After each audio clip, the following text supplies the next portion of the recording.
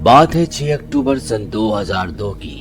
रात की 11:47 पर एक लेडी सुनसान सड़क से ड्राइव करके जा रही होती है। उसके साथ उसकी बेटी भी होती है और तभी फोन की घंटी बजती है। दरअसल ये उसके हस्बैंड का कॉल होता है और वो अपनी बेटी को बोलती है कि अपने डैड से बात करो, लेकिन वो मिरर में अपने आप को देखने में बिजी होती है। वो कहती है मैं डैड से बाद में बात करूंगी।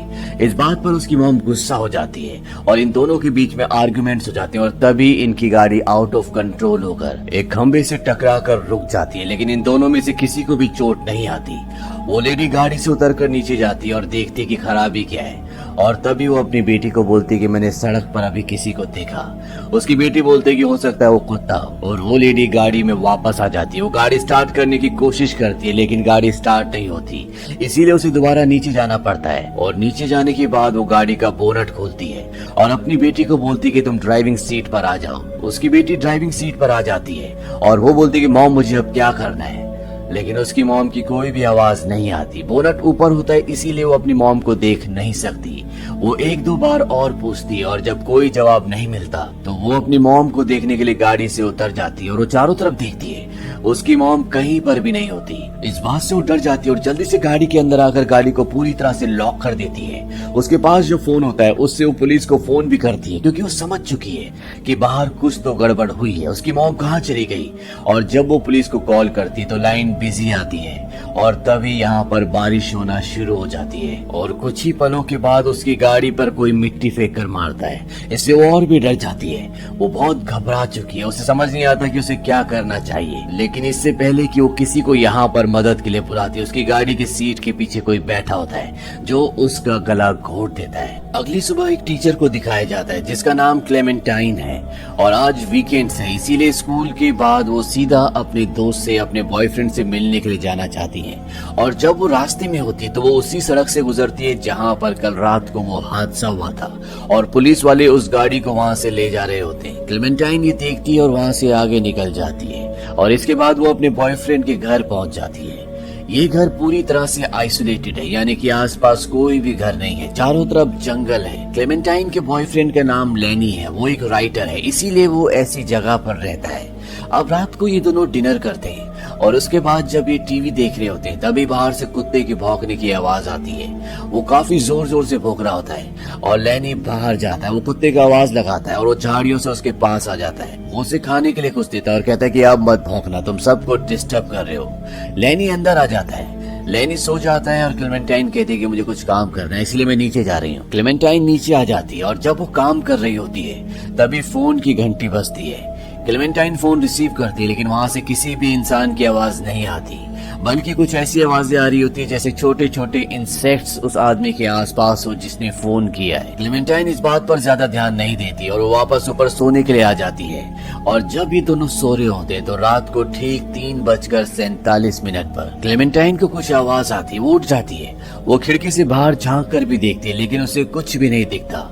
इसके बाद वो लेनी को उठाती है। वो कहती है कि तुम ये आवाज सुन रहे हो। लेनी को भी वो आवाज सुनाई देती है और इसके बाद ये दोनों नीचे आ जाते हैं और लेनी बाहर जाता और वो देखता है कि उसकी गाड़ी उस जगह पर नहीं होती जहाँ पर उसने पार्क की थी, यानी कि वो गाड़ी उनके गेट से काफी दूर होती है। लेनी आवाज लगाकर पूछता है कौन है वहाँ पर, लेकिन कोई भी जवाब नहीं मिलता। और जब लेनी धीरे धीरे गाड़ी की तरफ बढ़ रहा होता है तभी गाड़ी की लाइट जल जाती है। इस बात से लेनी और क्लेमेंटाइन दोनों डर जाते हैं। क्लेमेंटाइन लेनी को बोलती है कि जल्दी अंदर आ जाओ। लेनी कहता है कि तुम वहीं पर रहो, लेकिन इससे पहले कि वो अपनी गाड़ी तक पहुंचता उस गाड़ी को वहां से चलाकर कोई ले जाता है। ये दोनों अंदर आ जाते हैं। क्लेमेंटाइन को लगता है कि उसकी गाड़ी किसी ने चोरी कर ली। इस बात से वो परेशान होती है और जब ये दोनों अंदर बैठे होते हैं तभी घर की लाइट्स चली जाती है। लेनी कहता है कि हमें फ्यूज चेक करना होगा और ये दोनों के दोनों उस जगह पहुंच जाते हैं जहां पर मीटर होता है, लेकिन वहां से भी लाइट ऑन नहीं कर पाते। और तभी ये देखते हैं कि इनके घर के अंदर कोई टॉर्च चमका रहा है। इस बात से डर जाते हैं, समझ जाते हैं कि इनके घर के आसपास अभी भी कोई है। ये धीरे धीरे ऊपर जाते हैं और लेनी दरवाजे के पास जाता है जहाँ पर एक छोटी सी जाली होती है जहाँ से टॉर्च चमकाई गई थी, लेकिन वहाँ पर उसे कोई भी नहीं दिखता। और तभी एक बार फिर से टॉर्च चमकाई जाती है। दोनों डर कर वहाँ से भाग जाते हैं। लेनी फोन करने की भी कोशिश करता है लेकिन उनका फोन भी काम नहीं कर रहा होता और ये दोनों एक कमरे में आ जाते हैं। और तभी बाहर से दिखाया जाता है कि उस कमरे में भी कोई टॉर्च चमकाता है और उस कमरे में जितनी भी खिड़कियां होती है सब की सब बंद होना शुरू हो जाती है। इस बात से ये दोनों बहुत डर जाते हैं और भागते हुए ऊपर कमरे में आ जाते हैं और तभी क्लेमेंटाइन खिड़की से बाहर देखती है, उसे नीचे एक साया दीवार के पीछे जाता हुआ दिखता है। इससे इनका डर और भी बढ़ जाता है और जब लैनी दूसरी खिड़की से देखने की कोशिश करता है तभी एक बार फिर से इनके कमरे में टॉर्च चमकाई जाती है और ये दोनों इस बात से बहुत डर जाते हैं और कमरे के एक कोने में बैठ जाते हैं। क्लेमेंटाइन लैनी से पूछती अब हम क्या करेंगे। लैनी कहते हैं कि मुझे कुछ भी नहीं पता और तभी लाइट आ जाती है और लाइट आने के साथ कुछ अजीब सी आवाजें भी आना शुरू हो जाती है। लैनी क्लेमेंटाइन को बोलता है कि तुम यहीं पे रुको, दरवाजा अंदर से बंद कर लो, मैं देख कर आता हूँ कि नीचे कौन है। क्लेमेंटाइन अंदर से दरवाजा बंद कर देती है और लैनी अब उस आवाज की तरफ बढ़ना शुरू करता है जो नीचे से आ रही होती है। वो धीरे धीरे आगे बढ़ता है और वो देखता है कि ड्राइंग रूम में टीवी चल रहा होता है। वो टीवी को बंद कर देता है लेकिन अभी भी वॉशरूम से आवाज आ रही होती है और वो एक बहुत ही शार्प रॉड लेकर उस तरफ बढ़ना शुरू करता है और जब वो वॉशरूम में जाता है तो वो देखता है वहाँ पर पानी का टैप चल रहा होता है लेकिन वहाँ पर कोई भी नहीं होता और एक बार फिर से टीवी की आवाज आना शुरू हो जाती है। लैनी समझ जाता है कि किसी ने टीवी दोबारा से चला दिया है। वो ड्राइंग रूम में जाता है और तभी उसके पीछे से एक साया गुजरता है। वो रॉड से पीछे हमला करता है, पीछे खिड़की होती है, खिड़की टूट जाती है और तभी खिड़की पर कोई धक्का मारता है और खिड़की का जो कांच होता है उससे उसका पैर जख्मी हो जाता है। वहीं ऊपर ये दिखाया जाता है कि जिस कमरे में क्लेमेंटाइन है उस कमरे का दरवाजा बाहर से कोई खोलने की कोशिश कर रहा होता है और जब क्लेमेंटाइन दरवाजे के होल से बाहर देखने की कोशिश करती है कि बाहर कौन है तभी उसी होल में एक पतली सी शार्प रॉड आती है और वो उसकी आंख में लगने वाली होती है कि क्लेमेंटाइन बच जाती है। वहीं नीचे लैनी जिसका पैर अब जख्मी वो जल्दी जल्दी ऊपर आने की कोशिश करता है और उसे एहसास होता है कि कोई उसका पीछा कर रहा है। वो उस कमरे तक पहुंच जाता है जिसमें क्लेमेंटाइन है, उसे दरवाजा खोलने के लिए कहता है और जैसे वो कमरे के अंदर जाता है उसके पीछे एक साये को दिखाया जाता है जो लैनी को मारने के लिए उसके पीछे आ रहा होता है।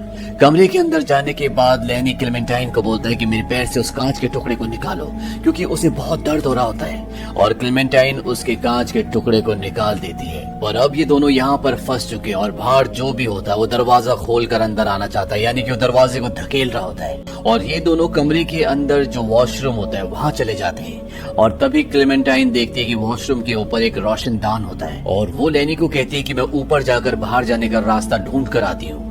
लैनी का पैर जख्मी है इसीलिए वो उसके साथ नहीं आ सकता और वो ऊपर चली जाती है और जब वो ऊपर जाती है तो वहाँ पर एक बहुत बड़ा स्टोर होता है और वहाँ पर एक खिड़की भी होती है जहाँ से बाहर जा सकते हैं। लेकिन तभी क्लेमेंटाइन को लैनी की आवाज आना शुरू हो जाती है जो उसे बुला रहा होता है और वो समझ जाती है कि वो खतरे में, वो उसकी तरफ जाने लगती है और तभी उसे लगता है कि इस कमरे में कोई है और वो वहाँ पर छुप जाती है और यहाँ पर जो होता है वो क्लेमेंटाइन को ढूंढना शुरू कर देता है। क्लेमेंटाइन को किसी के पैर दिखते हैं, वो बहुत बुरी तरह से डर जाती है और वो एक ऐसी जगह जाती है जहाँ पर बहुत सारे प्लास्टिक होते हैं और उन प्लास्टिक के पीछे से उसका कोई पीछा कर रहा होता है और जैसे वो बालकनी में पहुंचती है तो वो देखती है कि उसके पीछे एक साया है। वो उसे पकड़ने की कोशिश करता है लेकिन क्लेमेंटाइन उसे ऊपर से नीचे गिरा देती है पर अगले पल वो साया खड़ा होता है और वो दोबारा ऊपर चढ़ना शुरू कर देता है। क्लेमेंटाइन यहाँ से भागती है और वो सीधा लैनी के पास जाती है। वो कहती है हमें यहाँ से निकलना होगा और ये दोनों यहाँ से निकलने के लिए दरवाजे खोलना शुरू कर देते हैं और बड़ी मुश्किल से घर के बाहर पहुंच जाते हैं लेकिन चारों तरफ जंगल है। जंगल में भागना शुरू करते हैं और इनके पीछे कुछ जलती हुई टॉर्च भी होती है, यानी कि वो लोग इनका पीछा कर रहे हैं। सामने एक रेलिंग आती है और उस रेलिंग के पार क्लेमेंटाइन चली जाती है लेकिन लैनी नहीं आ पाता क्योंकि उसका पैर जख्मी है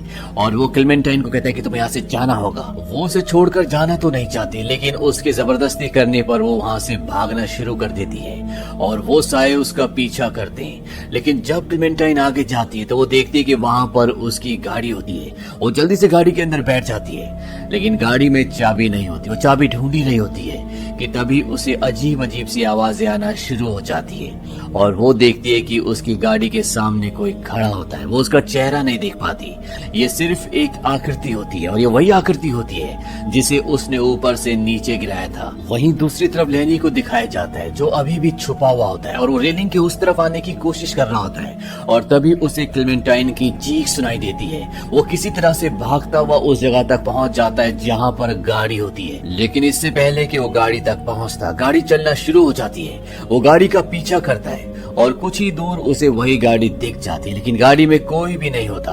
गाड़ी की लाइट्स जल रही होती है और तभी उसे वहाँ पर वही साया दिखता है। वो लकड़ी का टुकड़ा उठाकर उस पर हमला कर देता है और उस पर कई वार करता है जिससे वो जमीन पर गिर जाता है और जब वो उसे पलटता है तो वो देखता है कि ये एक बच्चा होता है, यानी कि ये कोई बड़ा आदमी नहीं है बल्कि एक टीनेजर है। इससे वो हैरान होता है और तभी उसे क्लेमेंटाइन की एक और चीख सुनाई देती है और वो उस चीख का पीछा करते हुए एक मैन होल तक पहुंच जाता है, यानी कि इंसानों ने जमीन के नीचे जाने के लिए जो गड्ढा बनाया होता है उस गड्ढे के अंदर जाता है। नीचे बहुत सारी टनल्स होती है और वहां से लगातार क्लेमेंटाइन की सिसकियों की आवाज आ रही होती है। और दूसरी तरफ ये दिखाया जाता है कि क्लेमेंटाइन को दो बच्चों ने पकड़ा होता है। एक बच्चा उसका मुंह दबा रहा होता है और दूसरा बोलता है कि उसका मुंह मत दबाओ, उसका दम घुट जाएगा, लेकिन वो उसकी आवाज बंद करना चाहता है।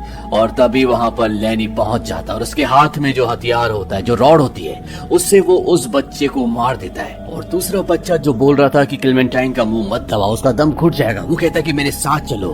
क्लेमेंटाइन कहती है कि हमें इसके साथ जाना चाहिए। और इसके बाद वो दोनों उस बच्चे के पीछे जाते हैं। वो उन्हें कई टनल से आगे ले जाता है और वहां पर एक लोहे की सीढ़ियां होती है। वो बच्चा कहता है कि हमें यहाँ से ऊपर जाना होगा। सबसे पहले क्लेमेंटाइन ऊपर जाती है, उसके बाद वो बच्चा और लास्ट में लैनी होता है।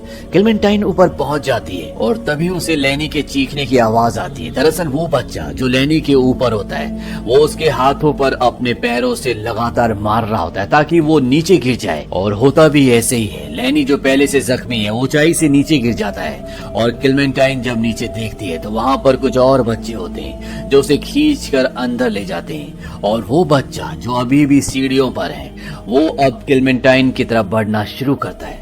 क्लेमेंटाइन को कुछ समझ नहीं आता कि वो कहाँ जाए और वो सामने देखती है कि एक पतला सा रास्ता होता है। वो घुटनों के बल उस रास्ते से आगे बढ़ना शुरू करती है और वो बच्चा भी उसके पीछे आना शुरू हो जाता है। और तभी क्लेमेंटाइन एक बहुत बड़ा पत्थर उठा लेती है। वो बच्चा उसके सामने होता है और जब उसे मारने वाली होती है वो बच्चा कहता है कि मुझे मत मारो, हम सिर्फ खेलना चाहते थे।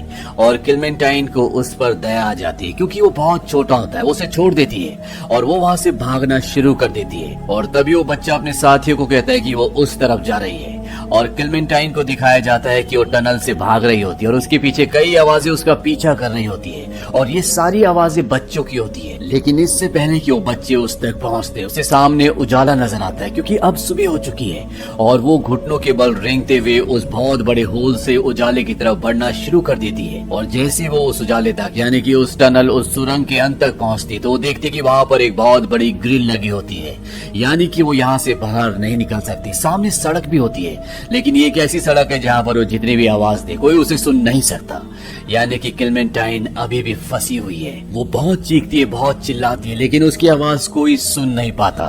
और तभी उसके पीछे से वो बच्चे भी आ जाते हैं और वो क्लेमेंटाइन को खींचकर वहां से वापस ले जाते हैं। हालांकि क्लेमेंटाइन सड़क तक पहुंच चुकी थी, वो अपनी मंजिल तक पहुंच चुकी थी लेकिन ग्रिल लगी होने की वजह से वो बाहर नहीं निकल पाती। और इसके बाद ये दिखाया जाता है कि जंगल से 4 बच्चे निकलते हैं और ये वही बच्चे जो उन सुरंगों के अंदर थे। और इनमें से एक बच्चे के हाथ में एक खिलौना भी होता है जिसे वो घुमा रहा होता है और ये वही आवाज होती है जो रात भर क्लेमेंटाइन के और लैनी के चारों तरफ आ रही थी। और इसके बाद सड़क पर एक बस आती है और ये चारों के चारों उस बस में बैठकर वहां से निकल जाते हैं। और इसके बाद स्क्रीन पर लिखा हुआ आता है कि क्लेमेंटाइन की और लैनी की बॉडी पुलिस को मिल गई थी और जिन बच्चों ने उनका खून किया था उनकी उम्र 10 से 15 साल थी। और जब पुलिस ने उन बच्चों का इंटेरोगेशन किया तो उन बच्चों में जो सबसे छोटा था उसने कहा कि वो हमारे साथ खेल नहीं रहे थे, यानी कि ये सब उन बच्चों के लिए खेल था जिसमें उन्होंने क्लेमेंटाइन और लैनी को मार दिया और उससे पहले उन्होंने एक माँ और बेटी को भी मारा था। और इसी मैसेज के साथ ये कहानी यहीं पर खत्म हो जाती है। कहा जाता है कि ये घटना बुकारेस्ट रोमानिया की है जहाँ पर एक कपल के साथ ये घटना एक रात को हुई थी और उसी इंसिडेंट के ऊपर ये फिल्म बनाई गई। इस फिल्म की शूटिंग 30 दिनों तक चली थी और इसमें जो मेन लीड है जिन्होंने क्लेमेंटाइन का रोल प्ले किया है जिनका नाम ओलिवा है, वो इस शूटिंग के दौरान क्लेस्ट्रोफोबिया का शिकार हो गई थी, यानी कि उन्हें उस जगह पर रह रहकर उस जगह से डर लगना शुरू हो गया था। और आखिरी सीन में जब वो घुटनों के बल रेंगते हुए टनल से बाहर निकलने की कोशिश कर रही होती है तो उनके चेहरे पे जो डर था वो उनकी परफॉर्मेंस से ज्यादा उनका रियल डर था जो उनके दिल में इस डार्क और संकरी जगह पर शूटिंग करते करते बैठ गया था। उम्मीद करते हैं कि ये कहानी आपको पसंद आई होगी।